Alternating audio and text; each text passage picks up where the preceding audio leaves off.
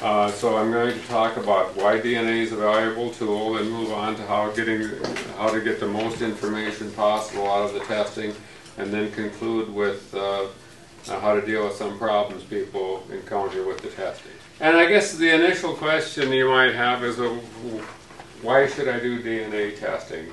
You might think, I've already done my pedigree, I know who my relatives are, you know, how is this possibly going to be helpful to me? And the answer to that is it can enhance your traditional research in two ways. The first is that it can be used to confirm the accuracy of the work you've already done. If you test and your DNA matches are showing your first, second, third cousins as you know them to be, that's going to confirm that you have the correct great-great-grandparents in your lines. And you're going to have more distant cousins, and you can use those distant cousins to confirm your more distant ancestors, assuming you're willing to put a little work into it.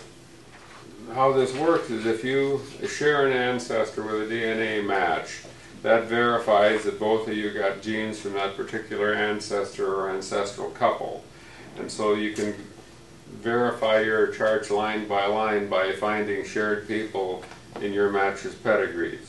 Now that's the good news or happy news about verification. You might also learn from your DNA results some things that make no sense to you. Now if you have a lot of very distant matches, you're not going to know who these people are. And DNA is measured in something called centimorgans. And if you have less than 20 centimorgans of DNA, you can probably kind of ignore those matches. Not because they aren't related to, they probably are at some point, but they're probably related so far back that you're not going to be able to make the connection in historical records. But if a match appears to be reasonably close, but it doesn't connect with anyone in your tree, that would suggest there's something haywire in your pedigree chart. And if that happens, you need to be looking for common locations of, you know, where your match's ancestors were and where your ancestors were, to see if, you know, something referred to as a non-paternity event happened, and that's usually an illegitimacy or some kind of unknown adoption.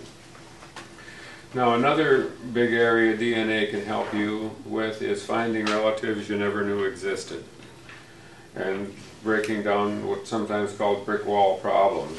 And what I'm going to do here is I'm going to discuss an actual case study of how DNA solved a difficult and otherwise unsolvable research problem.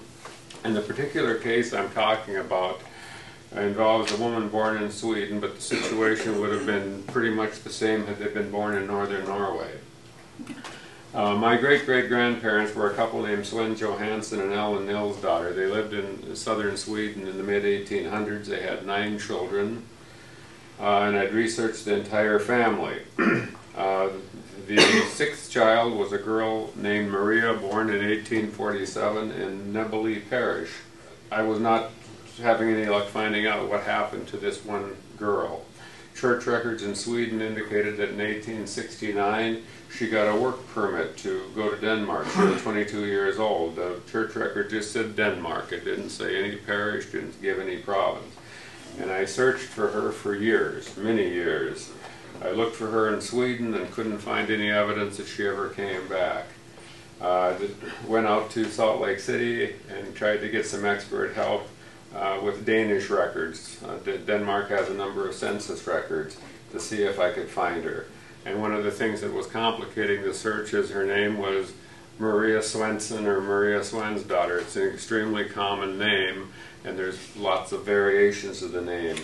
And so the only thing I could do to try and identify her was to find a particular Mary Svensson or Svensdotter born around 1847 in Sweden, and hope that in Denmark the parish priest or census taker, you know, was careful about identifying, you know, the birth and location and date.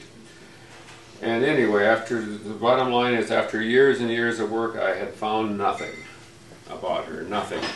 The only clue I found was in the American 1900 census, and in that census there's a question that was asked about how many children a particular woman had and how many of those children were still alive. And Maria's mother, Ellen, had immigrated by then to Minnesota, and she had reported that she had 9 children and 6 of them were still alive. Now, I knew that 2 of the children had died prior to 1900, so it appeared to me Ellen was saying that Maria was among the dead. And at that point I thought, well, maybe she got sick with a disease and died, or maybe as a young woman traveling alone in Denmark, maybe she'd even been murdered. You know, she just disappeared off the face of the earth after 1869. And so I sort of thought, you know, I'm probably never going to know the answer. Then came DNA testing. I tested back, I think maybe a little before 2010 with a couple different companies, with Ancestry.com and Family Tree DNA, and I got back lists of DNA matches, some fairly close relatives, some a lot of distant ones, and about every week these results get updated. And you'd get more matches, and I would spend time trying to figure out how people were connected, usually being able to identify the close matches and struggling somewhat with the distant one. Well, anyway, back in July of 2018, I got an email from a cousin who had noticed a DNA match she didn't understand. It was a match we both shared. It was for a lady named Ida Templeton up in Canada. And she had a tree posted, and it said her grandparents were Alfred and Maria Larson. And the Maria was born in 1847, and we shared 55 centimorgans of DNA with this Ida, which suggested a 3rd or 4th cousin relationship. Well, I got really interested in this because it was a Mary born in 1847, and 3rd, 4th cousin was about the right distance. And so I started looking for this couple and found them in the St. Paul census in 1880, and then later found Alfred Larson living as a widower with a daughter named Ida, born in 1874. But the item that actually proved up the relationship was a death notice that was printed in a St. Paul newspaper that was available online through the Minnesota Historical Society. It was an obituary for Mary, who died in 1880. It said her maiden name was Swenson, born in Näveli, Sweden, April 24th, 1847, and she'd come to America in 1869 and married this Alfred Larson in 1874. The birth date, location, surname were a perfect match, and so this mystery of 149 years in the making had been solved. And this was only possible because I'd taken a DNA test. And so had this Maria's great-granddaughter, Ida, who was evidently named after her grandmother, Ida. And apparently what had happened is Maria had went to Denmark looking for work, apparently didn't find anything to her liking, and decided to just keep going and came to Minnesota. And once she got here, she married, had a child, but died young. We would have never known her married name or that she had a family had it not been for DNA testing. And that's why I encourage people to consider DNA testing as strongly as I do, because I think it makes it possible to solve otherwise impossible genealogical problems. And finding this connection not only solved a problem I've been working on for decades, but I was able to, via email, get in touch with descendants of Maria up in Canada. We exchanged family pictures, had some very friendly communications, and a whole new door to family connections was opened up because of this. And this kind of story I'm telling you is not unique. I could tell several other stories about new family members we found via DNA testing, and you could too if you participated in the testing. And you know, why are these situations? It's because human beings are flawed creatures. Even Norlanning are flawed. I know that's hard to believe, but they can be. And they're kind of messy in their social relationships sometimes, and you have children, you know, born out of wedlock that you don't even know about. I mean, the parish minister doing the record doesn't necessarily know if somebody's having an affair with someone other than their spouse. Well, DNA does know. And there's also cases of adoptions. that weren't recorded, and that the reason for that are several.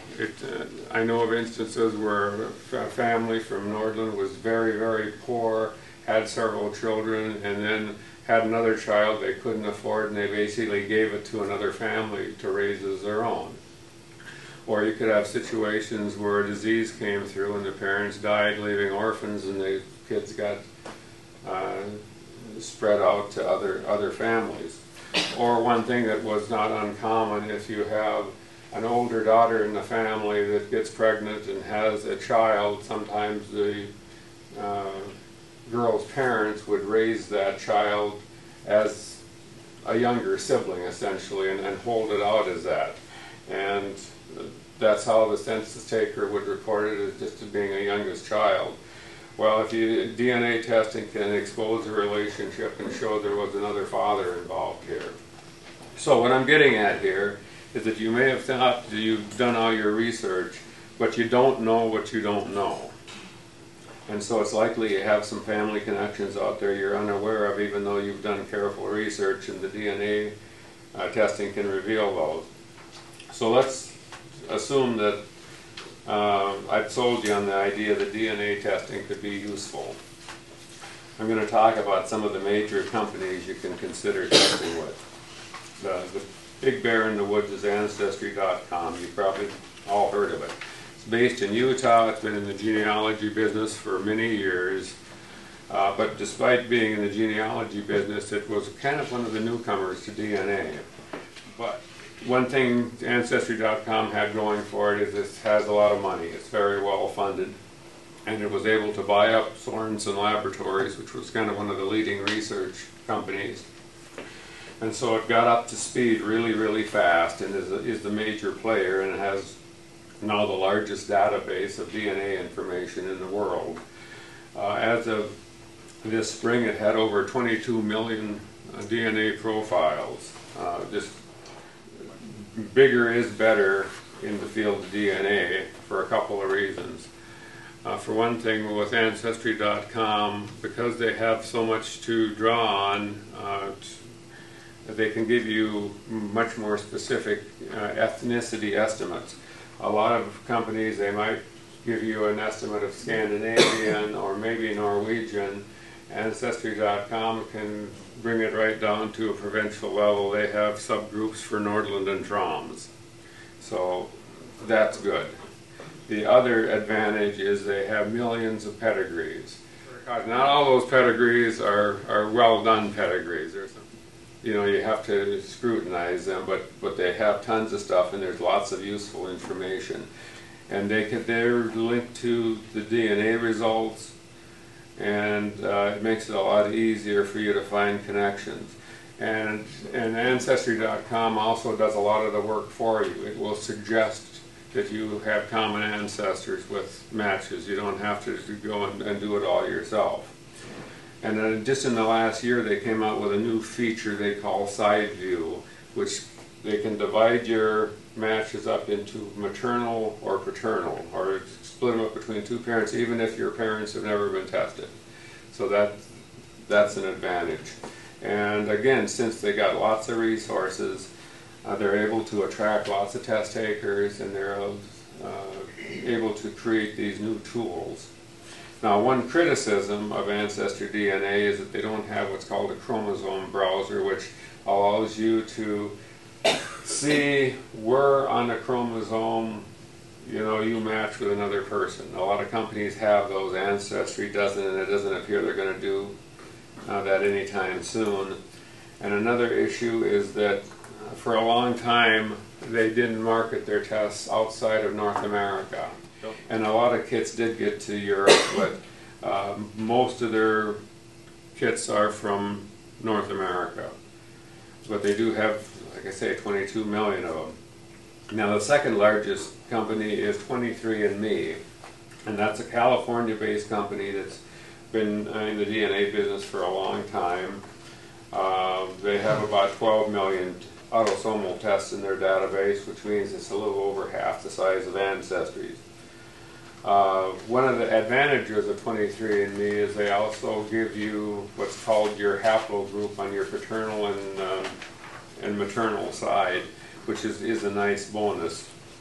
The quality of the testing at 23andMe is really good. You get updated match lists just like at Ancestry. You got big database with high quality testing. But there is a disadvantage with 23andMe. They do medical testing. They will give medical information as to whether you have a predisposition to get various diseases or disorders.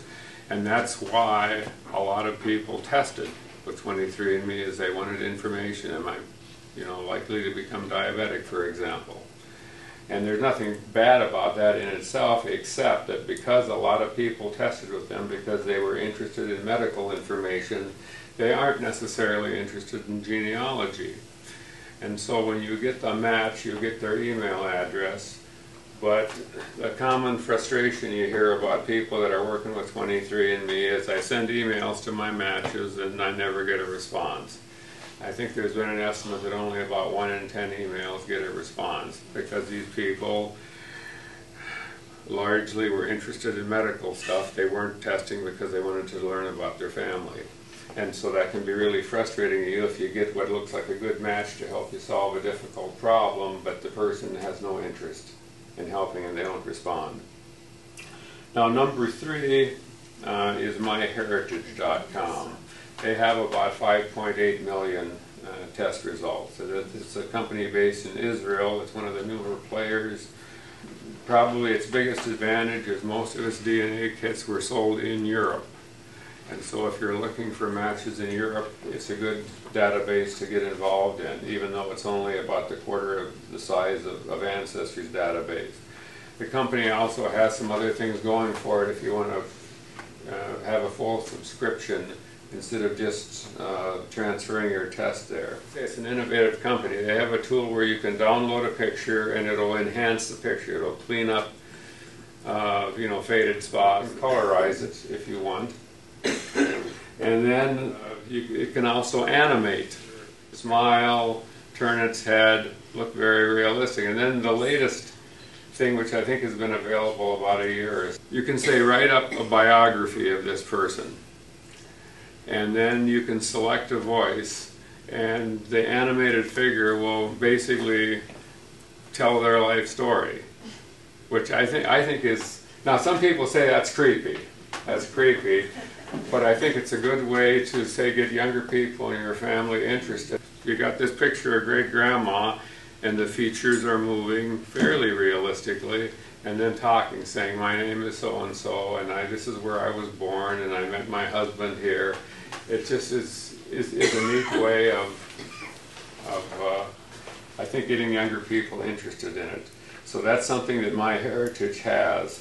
And another nice thing about MyHeritage is probably the least expensive company. This spring I was out at Roots Tech in Salt Lake City, and they were selling their DNA kits for $39, which is less than you pay to gas up your car most likely.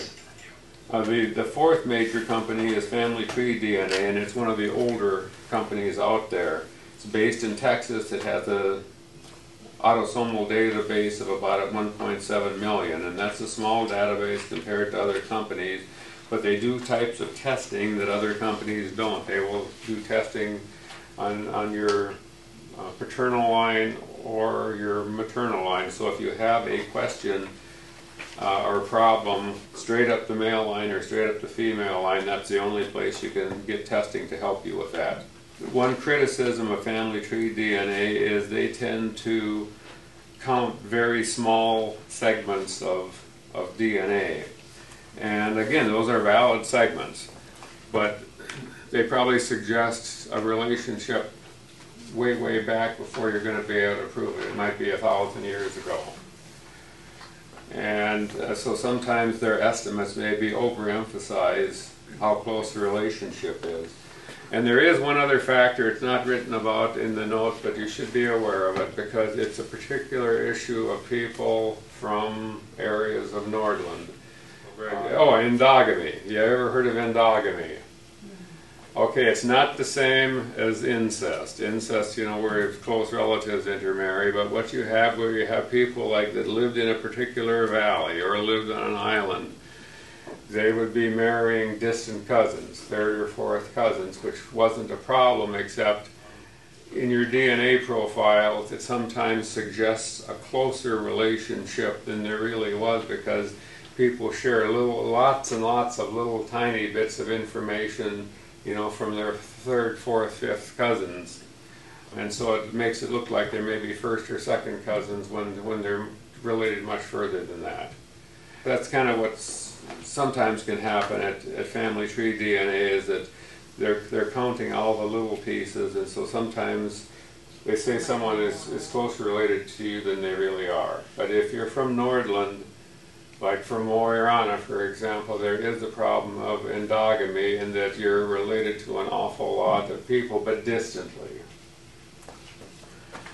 Okay, then there's the fifth company is called Living DNA. It's based in the United Kingdom, and it doesn't give out information about how many people are in their test results, but it's thought to be close, maybe a little smaller than the 1.7 million family tree DNA has. It will accept transfers of test information from other companies, and that's a good feature. There's been some concerns their security measures against hacking aren't terribly good. But one advantage of this company that you should be aware of, test there or transfer information to, is that they have a really large British DNA base. So if you have Irish, Scottish, English, Welsh relatives, that's the company that you're going to get the most matches from. So if, I think like Linda, for example, here, that she's got lots of British and only some Norwegian. If you're going to test, Living DNA is a good company to do a transfer to, because then you're going to get matches on your British side that you're not going to get from Ancestry.com or some of the other companies.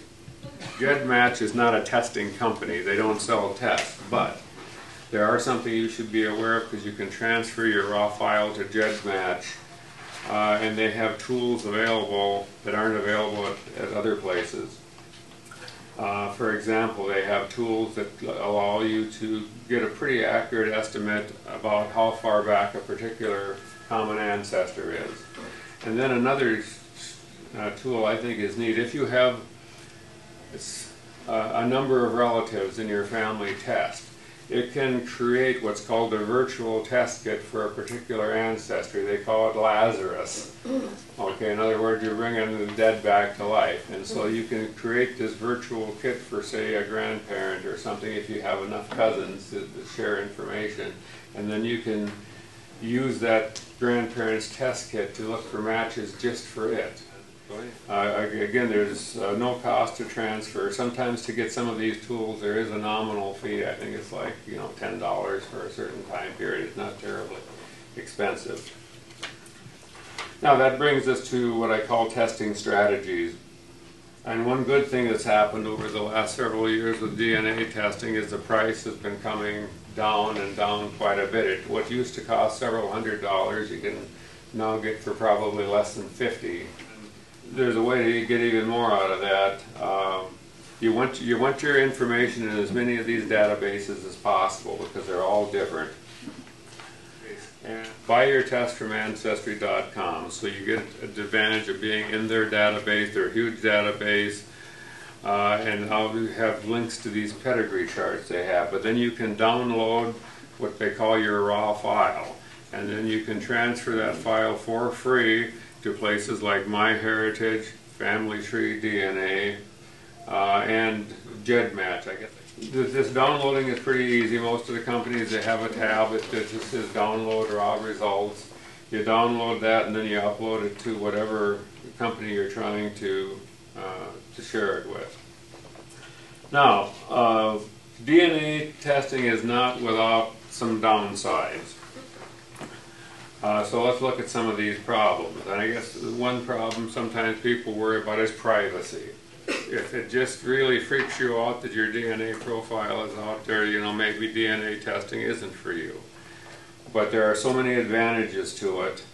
I still really recommend it. And another thing that you've probably heard about is law enforcement access to DNA database. Like Mike, you need to be careful with this. Yeah, I know. In some high-profile cases, they've used DNA and forensic genealogy to solve some cold cases. And that's all true. Probably the best known case was a couple of years ago. The so-called Golden State Killer was located and imprisoned using DNA results and forensic genealogy. And now this is not an easy process, and it's only used in major cases. But the Golden State Killer was linked to 13 murders, 51 rapes, and 120 burglaries. And some of you might feel different, but just speaking for myself, if my DNA kit was used to find someone in my family that had a record like that, I would not feel bad about it. You know, maybe some people would, but... Yeah, thank you. But anyway, if you are concerned about privacy, there are some things you could do about it. First of all, most of the DNA companies don't share their information with law enforcement because they feel it's bad for business.